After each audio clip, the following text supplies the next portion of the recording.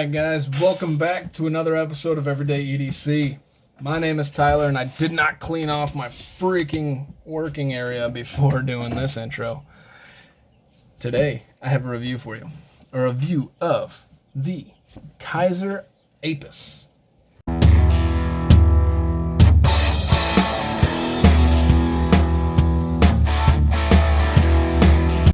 Alright guys, this is the Kizer Apus. This is a pretty unique little knife.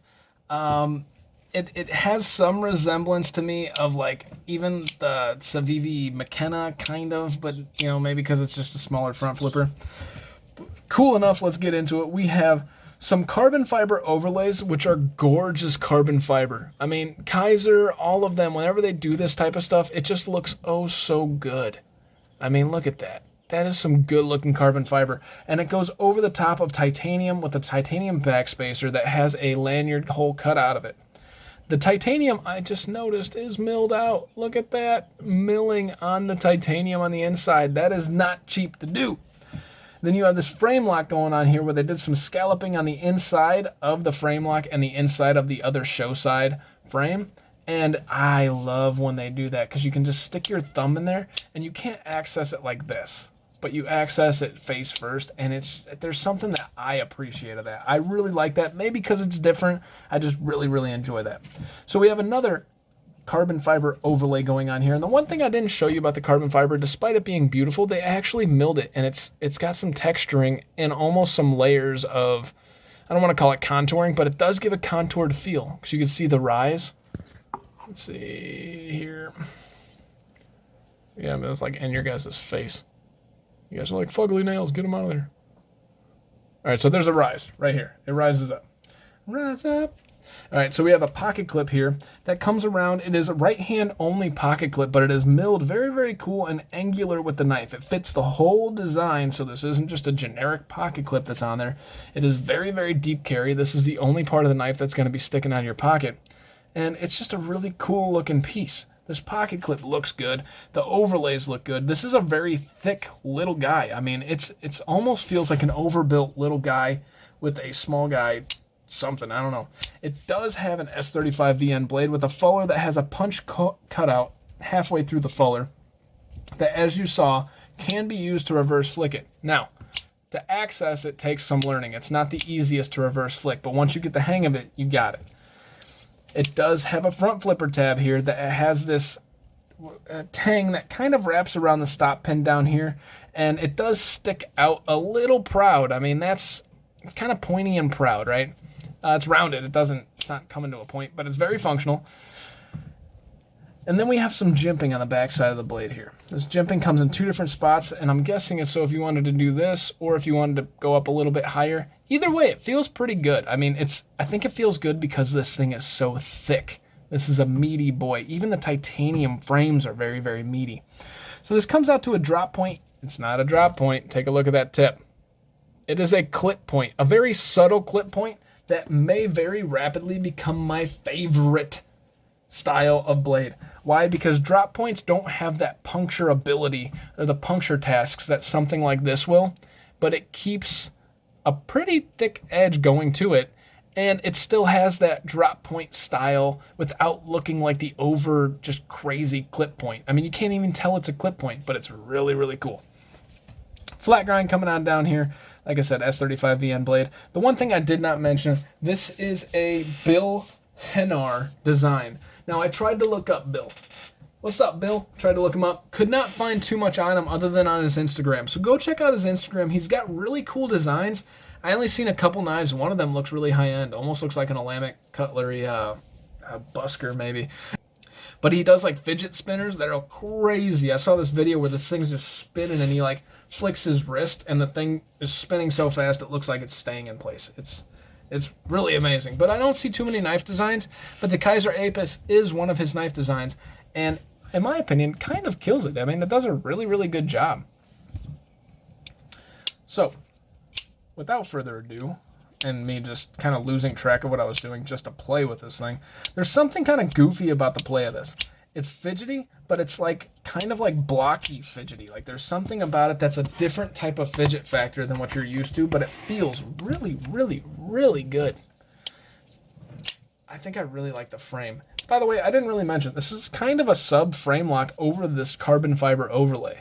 So you're never going to be pressing on it to where you can't open it. Now you can't open it because it's hard to access that freaking cutout until you get used to it. But you're never going to be pressing on the frame to where you're really stopping this from opening. So those of you that don't like frame locks, Corey, this thing's calling your name, right?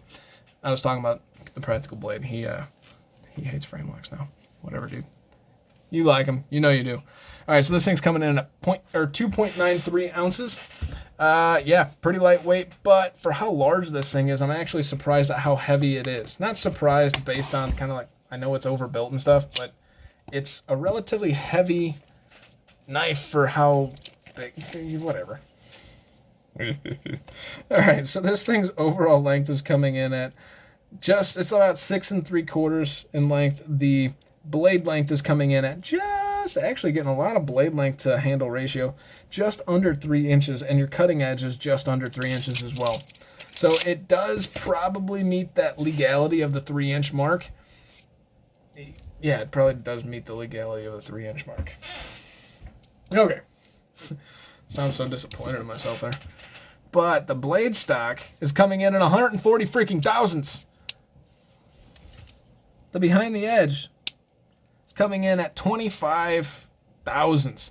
This thing is, like I said, kind of like a mini tank. And up by the tip is coming in at 20 thousandths. This thing's pretty cool. It's just how cool, how robust this little guy is, and just how thick that freaking titanium frames are. It's just awesome. So at its tallest point in your pocket, short of the pocket clip, is coming in at a 0.56 ounces. To put that into perspective, not tallest point, I should say widest point, is coming in at 0.56 ounces, 0.56 inches. To put that into perspective, most of your Civivis are coming in at sub 5 inches. So this is a very, very meaty boy. I keep going back to this because this is the only thing I have on the table, but my Malice is coming in at a my Malice is thinner on the handle than the Kizer Apus. That shows you how beast of a knife this truly is as far as like ergonomics. It feels great. All right, I just jumped all over the place. I can't contain myself today. So the overall height in your pocket is coming in at a 1.08. That's a very, very narrow height. It has a very, very narrow profile. Lending itself to, it's going to be a little bit thicker in your pocket, but it's going to be very, very, like it doesn't take up much space at all. You're going to be able to get your hand right past it, and you're not going to even notice it. Let's get you guys some size comparisons. So first and foremost, we have your feldspar, or your mini feldspar rather, and then we have your regular size feldspar.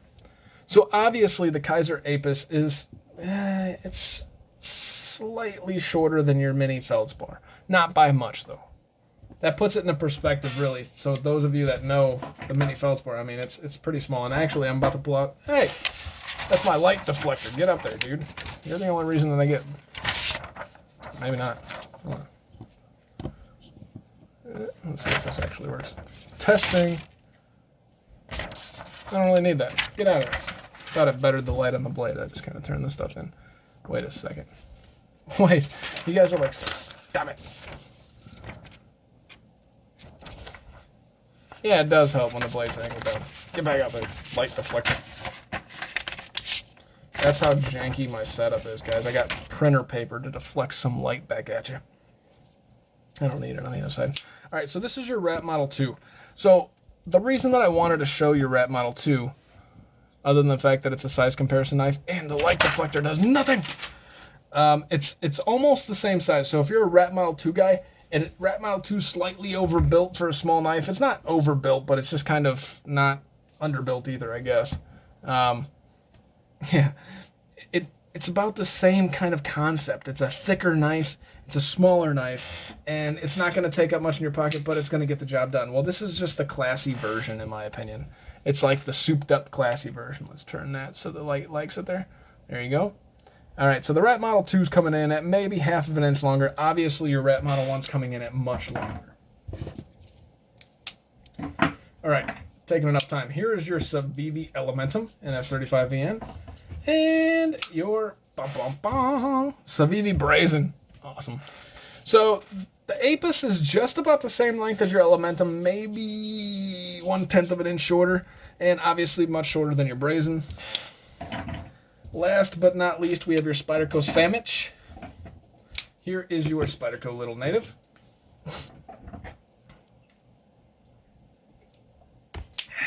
And your Spyderco Tenacious. The Little Native actually has a comparison person right now.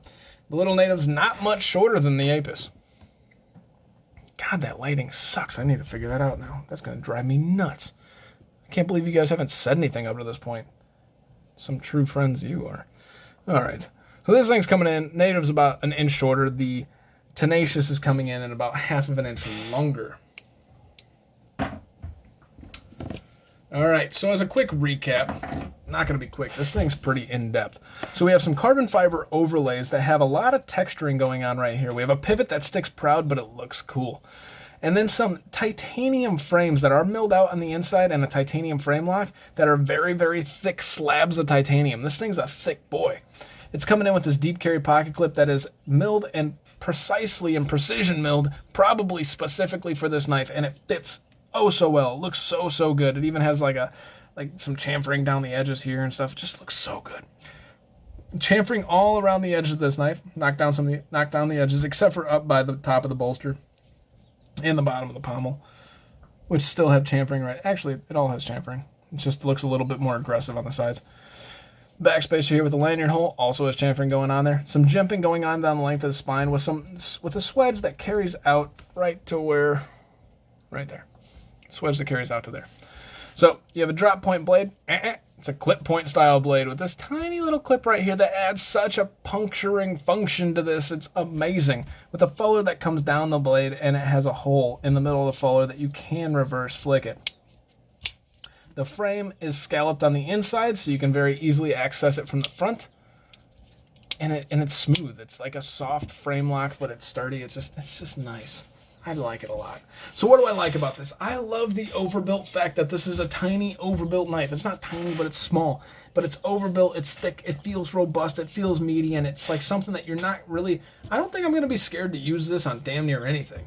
Despite its size, I feel like I can pretty much do everything that I do anyways, and not worry about it. I really like the action. So I really like the action. So the action on this is fantastic. It's very fidgety once you get the hang of it. And it is on bearings, by the way. And one thing I've noticed about Bill Henner, on his site, his fidget spinners are like what I've seen a lot. I mentioned that before. So it's no surprise that the action is great. There's no side to side, no up and down, and the centering is perfect. So what don't I like about this knife? Because everything's very cool. This is very functional. It's overbuilt.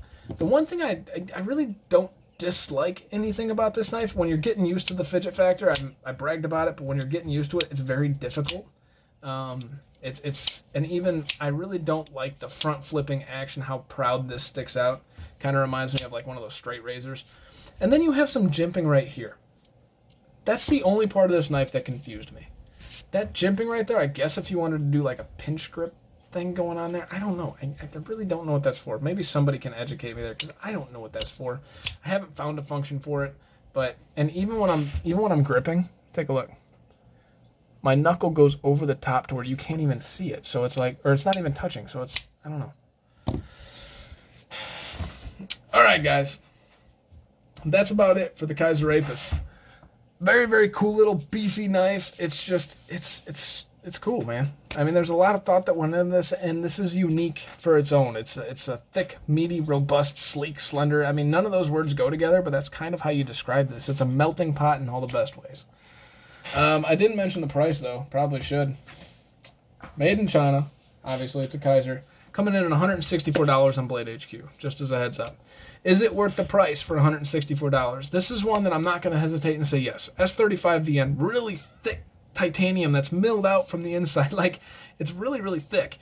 Milled out from the inside with these overlaying carbon fiber overlays that look great. The action is great. There's so many details that went into this that I think it's definitely worth it. I think all the detail work that goes into this, it's definitely worth $164. White Mountain Knives, you could probably find it and get $16 off, because you get 10% off with my promo code EEDC WMK, but whatever. My name is Tyler. This is the Kizer Apus. Thank you guys so much for watching. This has been Everyday EDC. My sign off is all backwards, and you guys have a great freaking day. Hey guys, thank you so much for watching. It genuinely means a lot. If you liked what you saw, please subscribe, hit the thumbs up, leave a comment. If you didn't like it, give me some feedback in the comments below and hit the thumbs down button. In case you guys don't know, I do have a Patreon, which will be listed right here. In that Patreon, we're giving bi-monthly giveaways to just the Patreons based on the number of Patreons that we have in the Patreon. We will also be giving discounts on all the knives that I sell based on the number of patrons. My name is Tyler. This is Everyday EDC. You guys stay sharp, stay safe, and have a great day.